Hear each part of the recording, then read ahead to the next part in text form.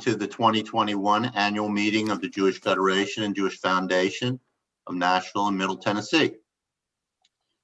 To begin this evening, I want to recognize our community clergy. Some I know of whom are Zooming with us this evening. Rabbi Strasberg, Rabbi Kulik, Rabbis Rice, Rabbi Shifton, Rabbi Mackler, Rabbi Teitel, Rabbi Rothstein. Thank you all very much for providing our spiritual and learning needs over a very challenging past 12 months. It's also very appropriate that we recognize the leadership of our community agencies. Pam Kellner at Jewish Family Services, Leslie Sachs at JCC, Rabbi Daniela Presner at the Akiva School, and Ari Dubin at Vanderbilt Hillel. Community is grateful for all of your extraordinary efforts on our behalf that helped us to navigate the uncharted environment and keep our lives as close to normal as the circumstances allow. So in this spirit of gratitude, I now call on Rabbi Saul Strasberg from Congregation Shereth Israel to offer a Devar Torah for this evening. Thank you, Steve. Thank you, Eric, and Mazel Tov to Haley and to everyone on incredible accomplishments. I'm not sure what your news source is for the community, but BBC reported this morning that a woman in South Africa gave birth to 10 babies at once, which is the new world record. Could you please raise your hands if you read that today? Did anybody read that today? Am I the only one? Maybe there's a special internet that just goes to my computer. Anyways, it's a world record. It's really astounding. And what I read was that 5 of the babies were delivered through natural birth, and 5 of the babies were via cesarean section. Incredible feat, incredible miracle. Actually, in Jewish tradition, we believe that when the Messiah comes, women are going to miraculously give birth every day. And for the women out there, and even for the men who have helped raise children, I'm not sure that's something we would actually wish for, but that's one of the teachings that we have, that in the Messianic period, women will give birth every single day, and not just to single babies, but to 6 babies at a time.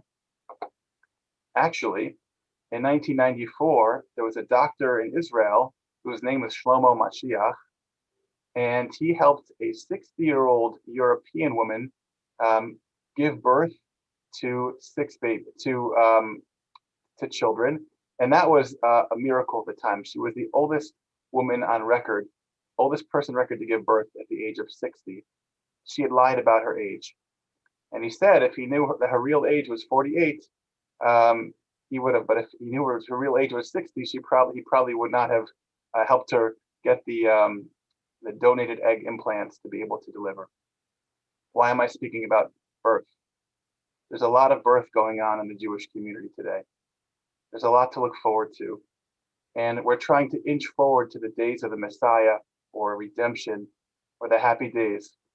And I believe the Federation plays a huge role in bringing us to that time. And there's an episode that we read about in Shabbat, in the story of Korach and Korach's assembly. And Korach challenges Moses and Aaron and says, how come only you get to be the leaders? Aren't all of us holy? Can't we all be part of the leadership?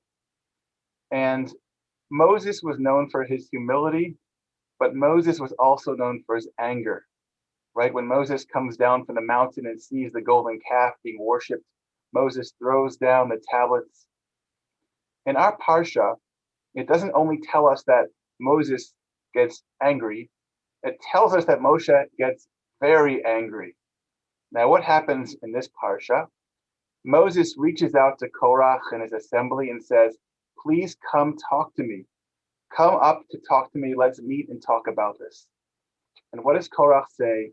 Korach says the words, Lo na'aleh. We're not coming up to speak with you. We're not going to have a conversation. We're not going to deal with the conflict. We're not going to talk. And to this, the Torah says in verse 15, Vayichar leMoshe me'od.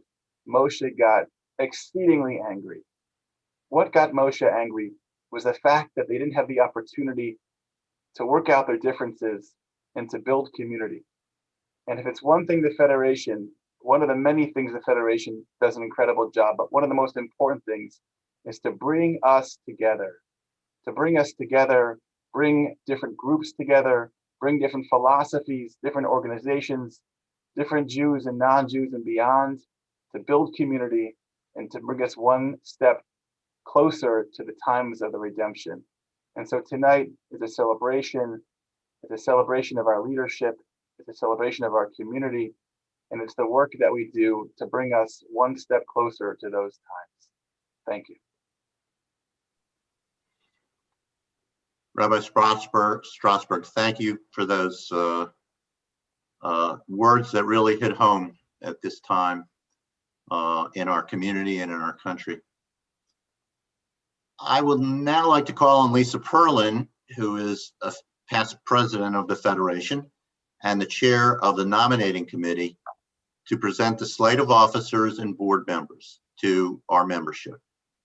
Lisa? Thank you, Steve.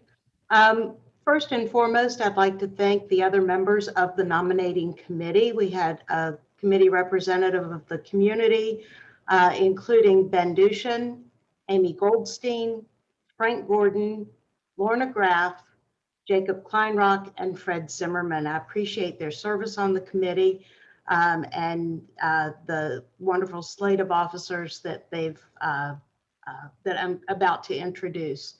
So the following individuals, speaking of that slate, have been nominated to serve on the Jewish Federation Board of Directors for a term of 3 years: Sam Averbush and Kara Suval. The nominees to serve as Federation officers for a 1-year term each are President Andy May, Vice President Leslie Kirby, Secretary Christy Weimers, and Treasurer Gary Fratkin. In accordance with the Federation Constitution, no additional names have been submitted to be considered as nominations from the floor. Therefore, do I have a second to the slate of nominees as proposed by the committee? Just put it in the chat, please.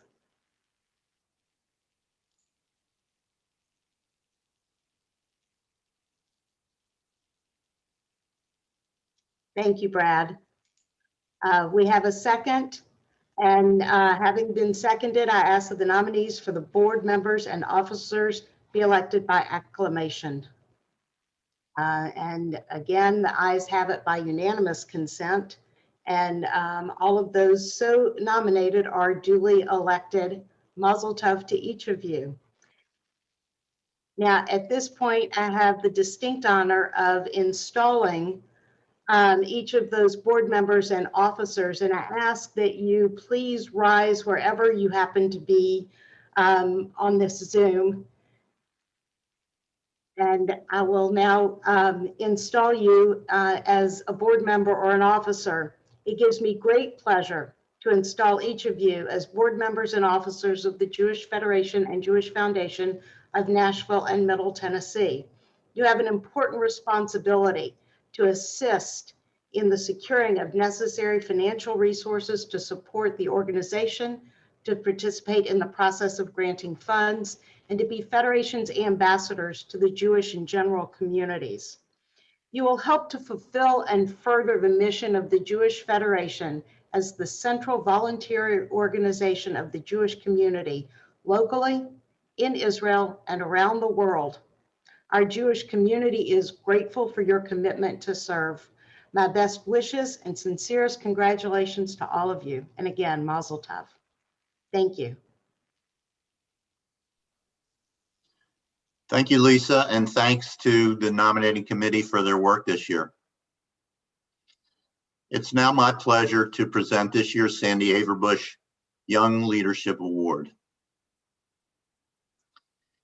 In 2013, the Jewish Federation reestablished the presentation of a Young Leadership Award, and since then, it's been awarded to the following individuals in our community: David Schwartz, Mindy Hurt, Tara Lerner Axelroth, Batia Carabel, Aaron Carabel, Ben Russ, Ellie Flyer, Jacob Rudin, Christy Weimers, and Jacob Kupin. These individuals all serve key roles in our Jewish community and continue to have a positive impact on Nashville. In 2017, the Federation Board approved a resolution to name the award in honor and in memory of Sandy Averbush of blessed memory, who was the first Young Leadership Award winner in 1972. As I've said before, Sandy was a friend who affected my life in a substantial way. Her passion for the Federation and the Nashville Jewish community motivated me to get involved with the Federation more than 10 years ago. While we all continue to miss Sandy very much, the award in her name keeps her memory and her spirit alive. Tonight, I'm very pleased to present the 2021 Sandy Averbush Young Leadership Award to Haley Levy.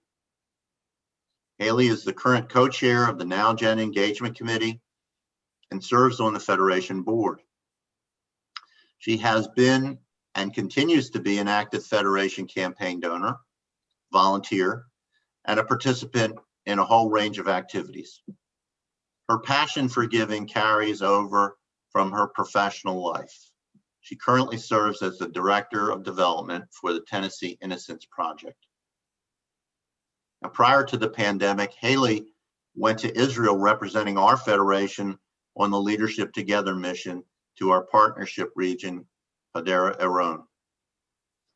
And recently, Haley has become engaged to Jacob Kupin, who by an amazing coincidence was last year's winner of this award. Haley, congratulations on the award. Mazal tov on your engagement. Would you please say a few words to our Federation membership? Thank you, Steve. I am beyond honored to be receiving the Sandy Averbush Young Leadership Award this year. I never had the opportunity to meet Sandy, but during recently, Haley has been coming.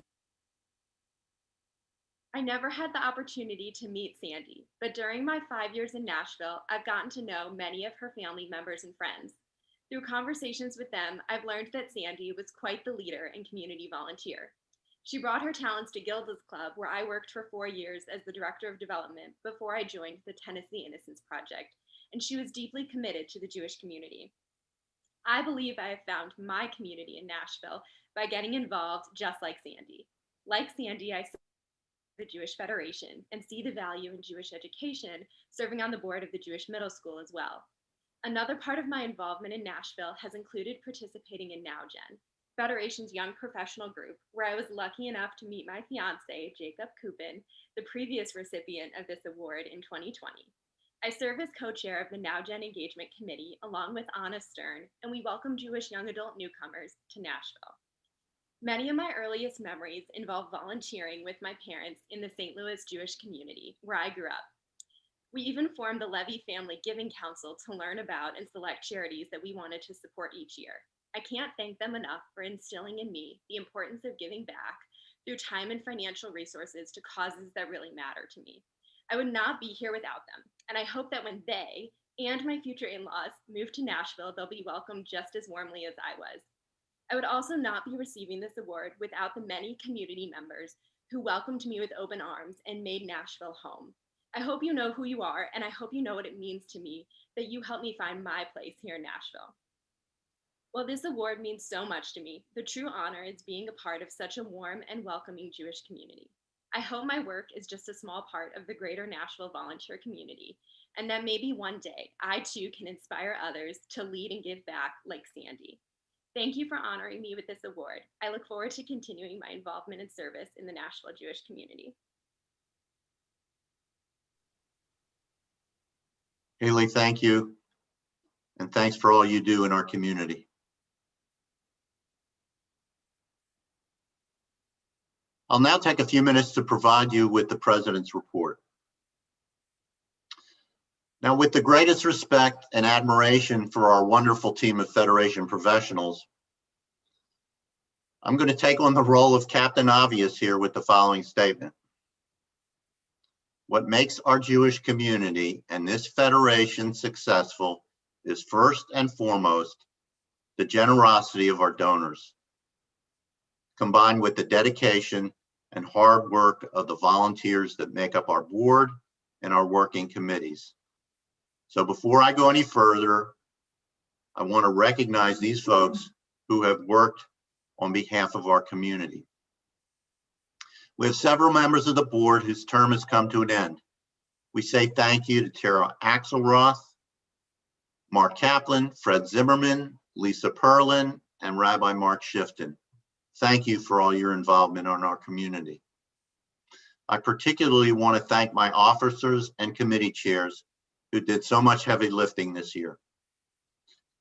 Aaron Carabell, our vice president, took on the challenge of being campaign chair, as well as serving on the personnel committee.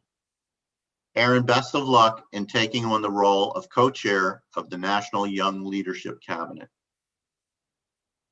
Leslie Kirby, who served both as treasurer and finance committee chair, also played a vital role as chair of our community CRC. Christy Wiemers, who has served as chair of our Partnership Together committee, in addition to her role as board secretary. Gary Fradkin, Ellie Flyer, and Michael Simon were three co-chairs who served as the grants committee. They worked tirelessly this year on this year's grants process. My thanks to Lori Fischel, who chaired our security committee, to Adam Dretler, who chaired our investment committee, to Adam Landa, our foundation development committee chair, and again to Lisa Perlin, who chaired both the personnel committee and our nominating committee. Now, finally, I want to thank my partner, Eric Stillman, and his professional team for all the work they do to keep the Federation and Foundation a vital part of our Nashville Jewish community. And while I won't call out the name of every staff member, I feel like I must recognize our planning director, Adam Bronstone, for the significant contributions that he's made in two areas. Number one, in driving the security initiative, including the facilitation of our congregations and agencies receiving $333,000 in Department of Homeland Security grants, as well as his other area of responsibility, managing the annual grants process in concert with our committee chairs.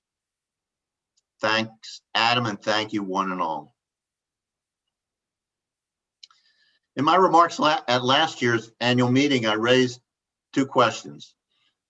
One, whether this organization is still relevant, and two, whether we are continuing to fulfill our stated mission. So for those of you who don't remember my last year's remarks, my answer to both questions was yes.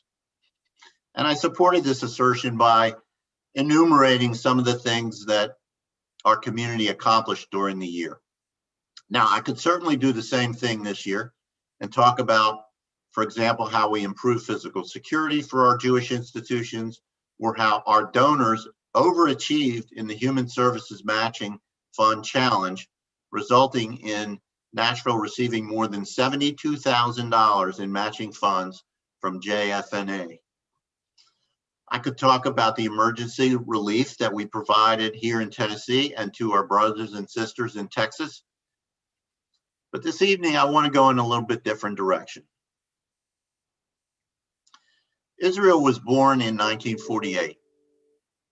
And a short 3 years later, I was born in Baltimore, Maryland. My earliest recollections about Israel are sitting with my father in shul on the high holidays and listening to a man who I did not know talk about Israel and why it was so important to give money to support Israel. My first emotions at that time were fear that any moment Israel could be overwhelmed by her neighbors and just cease to exist. I didn't realize it at the time that that stranger on the bima was a representative of the United Jewish Appeal, and that the foundational argument for giving was that Israel, or at that time adolescent Jewish homeland, faced a real existential threat. I grew up, Israel grew up, we experienced the miracle of 1967, and all of a sudden we had some swagger. In 1973, I was a young adult with a little better understanding of the military and geopolitical situation. We took a bit of a sucker punch in September of 1973 when Israel was attacked on Yom Kippur. Second Lieutenant Stephen Hirsch, United States Army Air Defense Artillery Branch, was in El Paso, Texas at the time, training to be an officer in a Hawk missile unit. You may be interested to know that the Hawk missile system was the predecessor to the Patriot missile system, which Israel has subsequently evolved into what's known as the Iron Dome. When the Yom Kippur War broke out, all of our leaves were canceled. All personnel were instructed to stand by in case deployment was necessary. It took a while, but Israel got control of the situation and, at least militarily, has never looked back. Thank goodness we would never have to worry about an existential threat to our precious land of Israel, or so I thought at the time. So we all know the story in the subsequent more than 40 years, as Israel went from the much admired, plucky country struggling to survive in a tough neighborhood to being the technology and economic dynamo that it is today. But along the way, something else occurred. Israel's enemies finally realized that it was fruitless to try to defeat Israel in the battlefield, so they adopted a different strategy, where terrorism against civilians, the teaching of hate to their own children, and the deployment of false rhetoric are their weapons of choice. Suddenly, Israel is the occupier in its own country.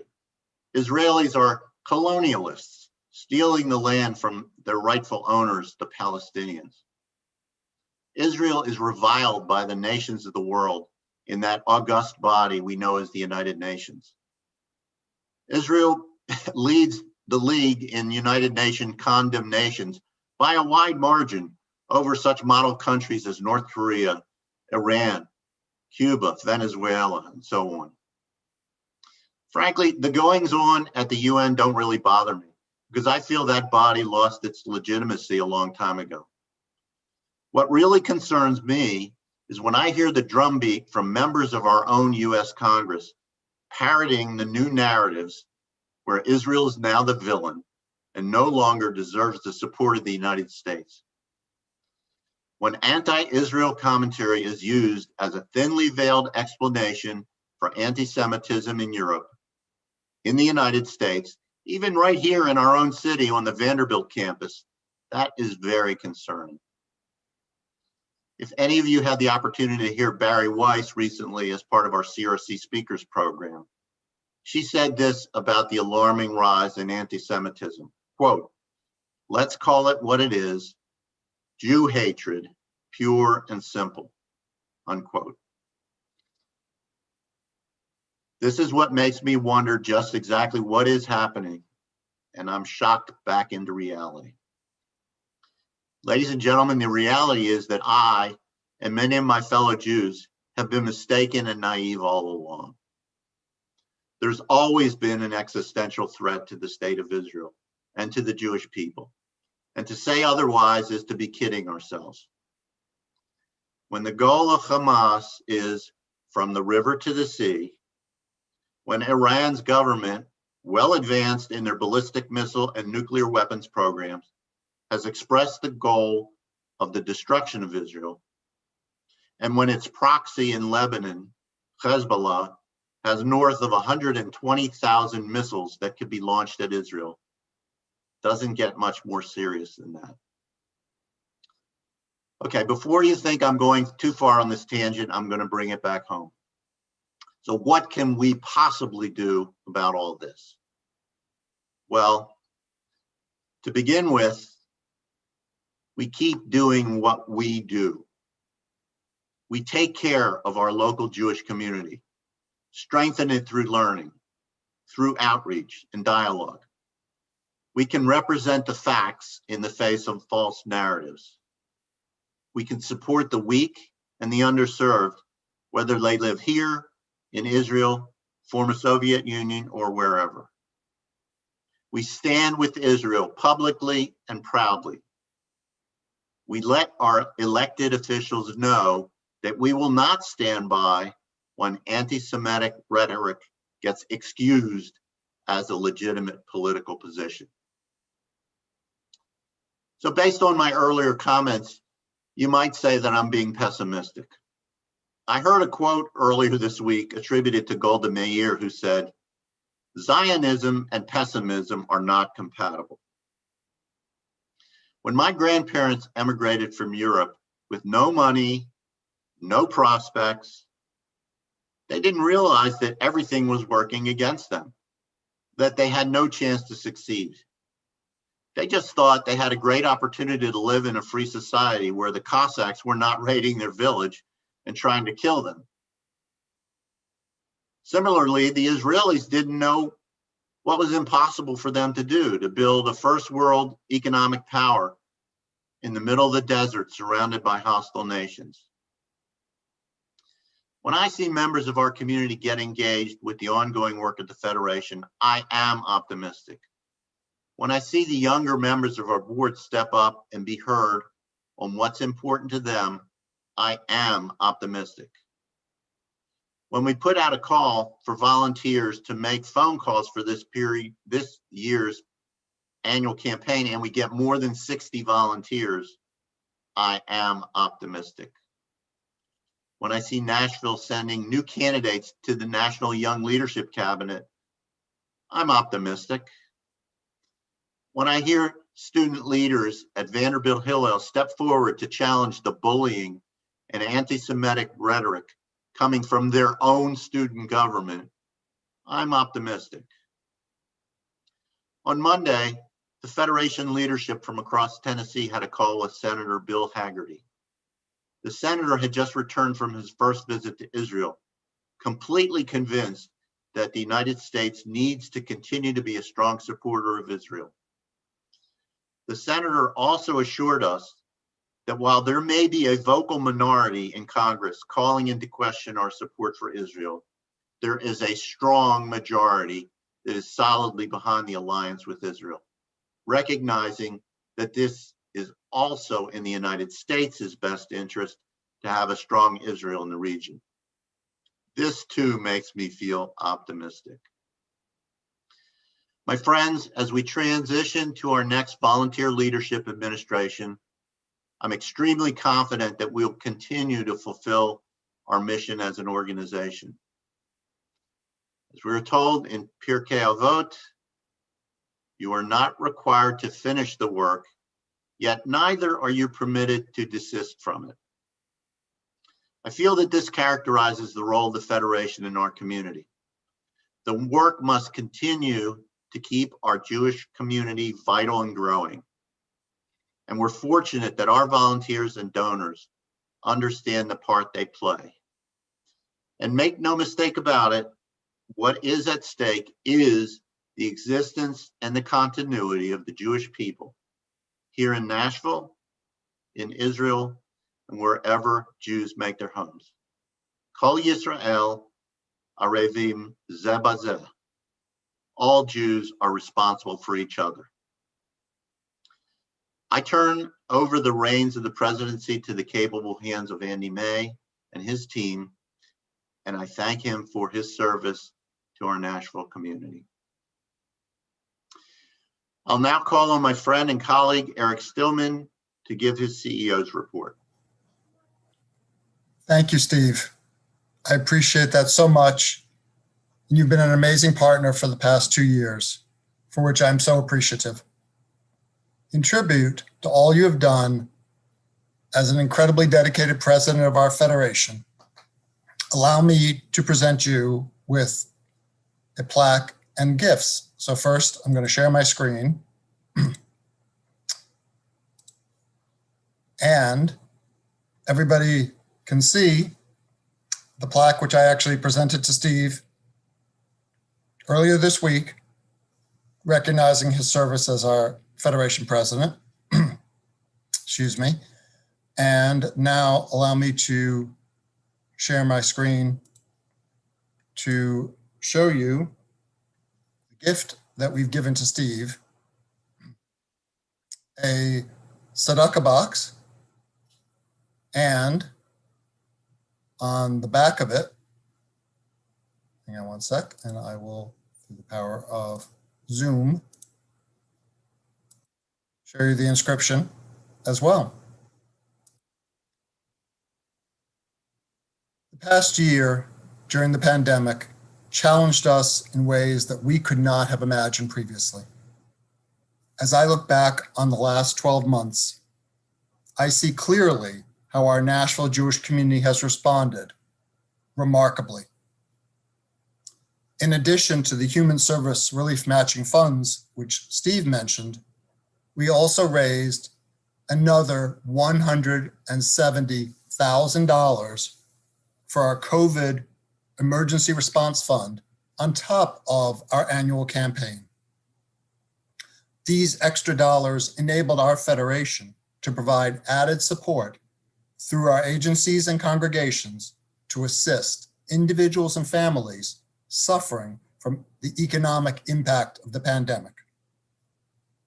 This included additional scholarships for early childhood education, emergency financial assistance, kosher food boxes, and meals and support for seniors, all of which was above and beyond the almost $2 million in grants which we give annually.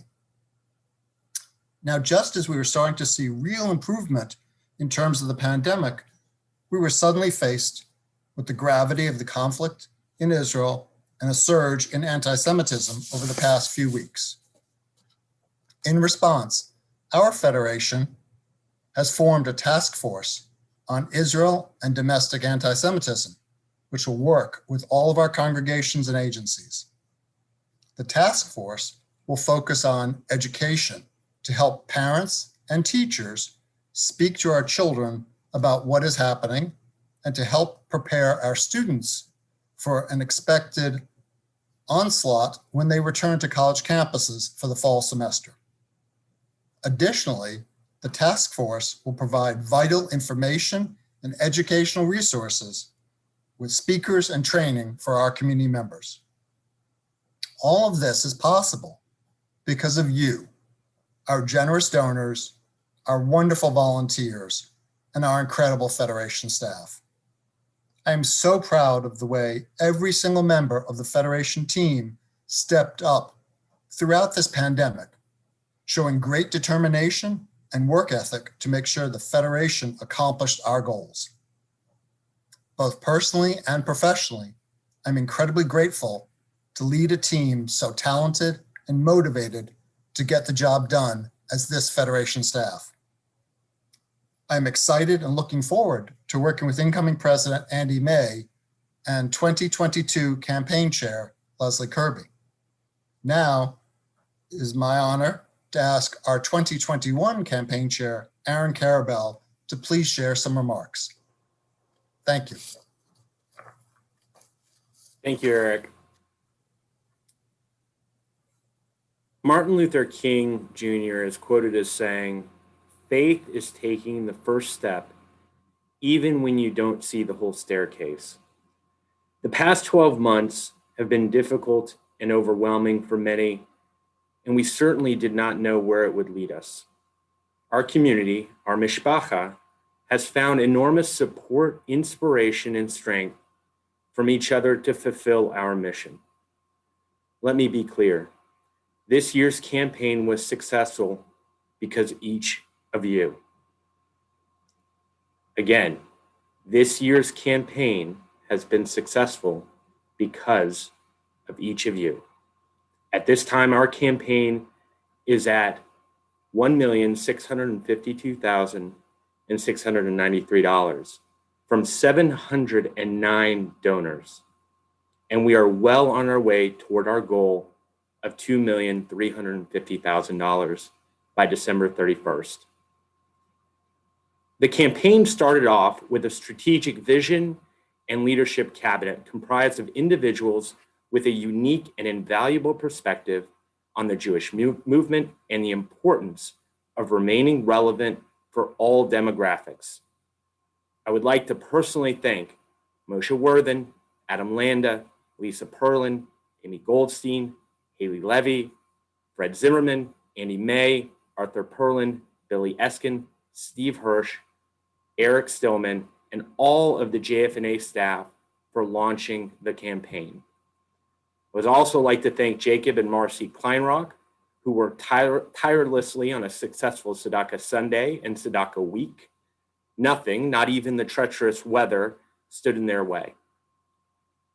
Last but certainly not least, I would like to personally thank the volunteer solicitors who worked tirelessly as well to solicit donors in different ways. You each exemplify leadership in the most fundamental sense. When faced with challenges of the pandemic, you rose above it, making everyone feel as though they belong and giving others an opportunity to say, Hineni. While we still have some time to reach and exceed our campaign goal, I wanted to share a few final thoughts on why I give. I would not be who I am or where I am if not for Jews that believed in philanthropy and the power of the collective. At pivotal moments in my grandparents' and parents' lives, the Jewish community made a significant and lasting impact. I would not be who I am or where I am if not for my amazing wife, Batya, who shares my passion for Jewish causes and literally has the patience of Job. Think about your own stories and how they shaped your future and your philanthropic journey. As a people, there is no greater reward and honor than to be there for our chevra locally, nationally, and abroad. We are connected no matter what our differences appear to be, politically, socially, demographically, or otherwise. Each of you bring to the table a passion and love for the Jewish people in Israel that allow us to strengthen our purpose and mission. While there may be times we disagree about the Federation's priorities and activities, our collective vision for the future of our people remains steadfast. I don't care what tent you ascribe to.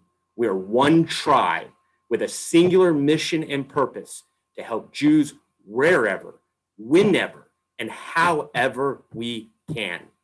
That is a bond that is unbreakable, one that sustains our future and as a striving mishpacha, and it strengthens our community no matter what. As your campaign chair, I make this modified Jewish Futures Pledge, because I need to ask my wife about the actual Jewish Futures Pledge before I say it, but let me start with this. I hereby pledge that during my lifetime, more than 50% of all of my charitable giving will be directed to efforts to strengthen and serve the Jewish people and or the state of Israel. I make this commitment because of my strong belief that ensuring a vibrant Jewish future is vitally important to the Jewish people and the entire world.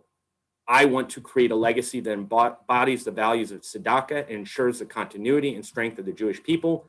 I make this pledge freely, openly, and sincerely, inspired by and committed to the precept that a person's net worth is measured not by what he earns or she earns, but by what he or she gives.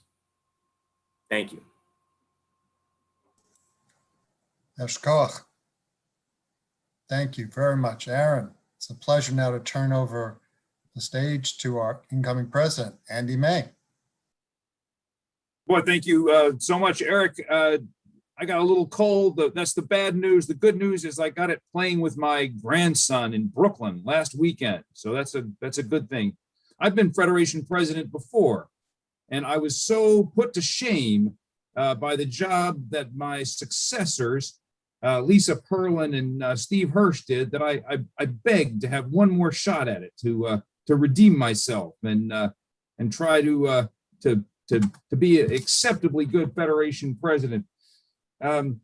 We've got incredible strengths here in Nashville. We've got a growing population. I think we've got a growing Jewish population. We've got tremendous economic opportunity that's attracting talented people, and a strong financial base in the Federation endowment, a solid campaign, and better financial performance in the operations of the key local constituent entities than I've seen in my 35 years as an adult here in Nashville. But if you're like me, you feel great unease as well. Demographic trends suggest that traditional affiliation with traditional institutions is attenuated. Support for Israel is more controversial than it's been in America in a long time, and worse, more politically polarized. Federated giving is not necessarily the flavor of the month, whether secular or religious, and so you can get demoralized. But after you hear people like Aaron Karabell and Steve Hirsch talk, you get energized again. And therefore, I'm going to try to do the following. One, a deep commitment to the campaign. If we don't raise as much money as we possibly can, we don't need to be in business. That's the job of Federation, job number one. Leslie Kirby is chairing campaign in the upcoming year, and I will be right behind her, encouraging, calling, helping to organize. Campaign happens every year, and it's always a challenge to put new energy behind it, but that's what we must do. Second, redouble commitment to support our brothers and sisters in Eretz Israel. Half the Jews in the world live in Israel. They built a thriving nation with a strong economy and world-renowned science, a nation that all Jews can be proud of, but Israel has always been a challenging enterprise and remains so.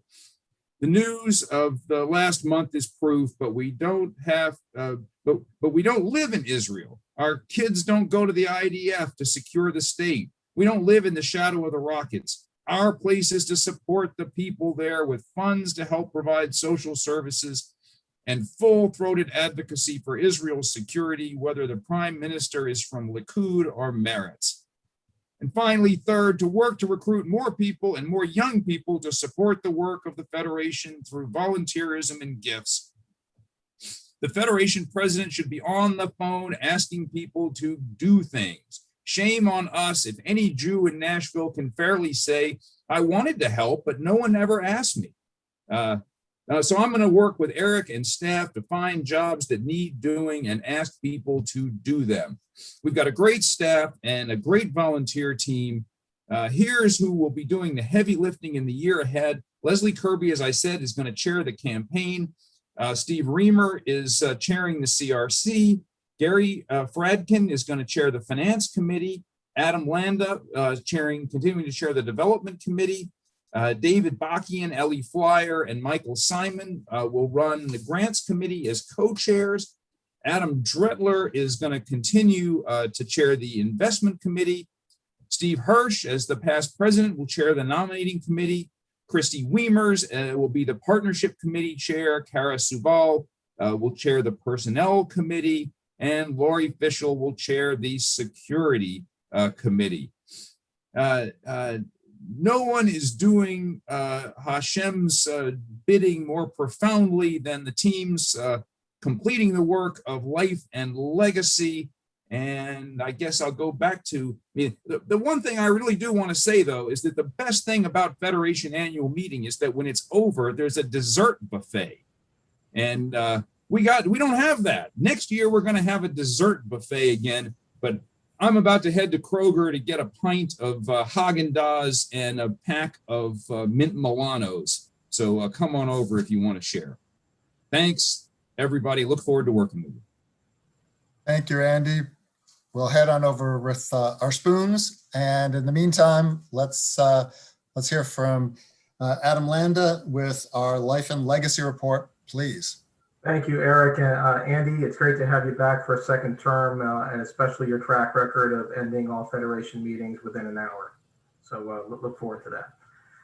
But thank you all for joining us this evening for the Year 4 virtual celebration of our community's Life and Legacy program. And it's my pleasure to provide a quick update in anticipation of a video, which we'll share shortly. 4 years ago, we began a journey to strengthen and sustain the future of our community. Thanks to the generosity of you, our donors, our community has taken great strides towards that goal, and we're not done yet. The Life and Legacy program will continue in our community. In support of the Harold Grinspoon Foundation's invitations for donors to each one reach one, we ask you to encourage a friend to become a donor. For the past 4 years, participating organizations have been eligible to receive incentive bonuses of up to $7,500 each year for meeting the goals set by our community in consultation with the Harold Grinspoon Foundation. Through the hard work of many volunteers, and I know many of you are on the Zoom tonight, congratulations to the organizations that have successfully achieved bonuses in years 1 through 3, and an announcement of the year 4 bonuses will be provided shortly. Now, I invite you to enjoy a short video in which the next generation tells us what being Jewish means to them. Thank you.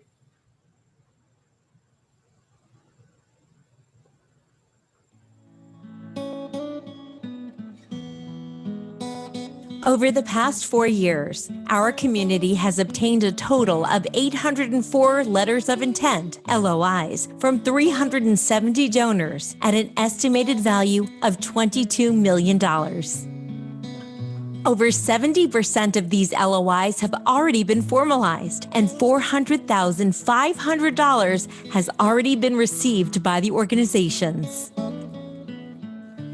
Over the past 4 years, approximately $250,000 has been distributed as incentive bonus grants to the organizations participating in the Life and Legacy program for meeting annual goals established by the Harold Grinspoon Foundation. This money may be used for any purpose by the organizations.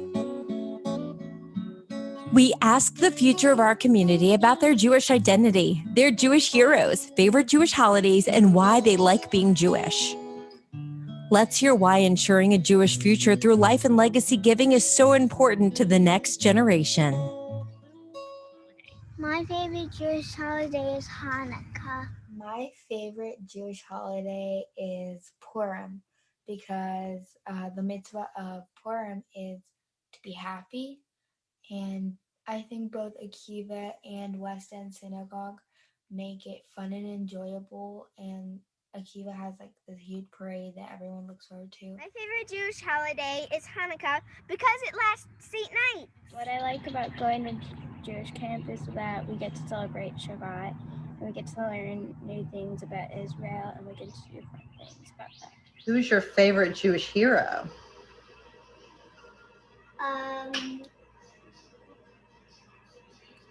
Moses. What is your favorite thing about being Jewish? The stories, everything about the stories are really cool and interesting. I like being Jewish because I get to celebrate fun holidays, I get to eat yummy foods, and I get to learn new languages like Hebrew.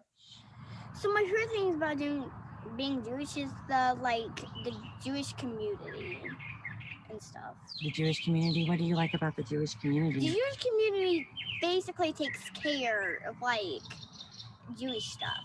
Do you have a favorite Jewish hero?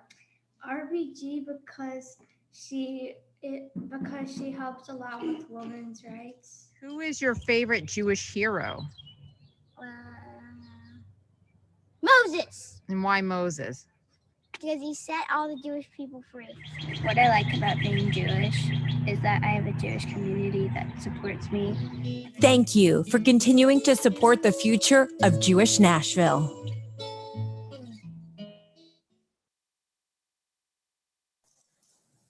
That's wonderful. Thank you so much. And now, President Andy May, would you like to close us out? Good. I think with further thanks to outgoing President Steve Hirsch for 2 great years, I would entertain a motion that we adjourn.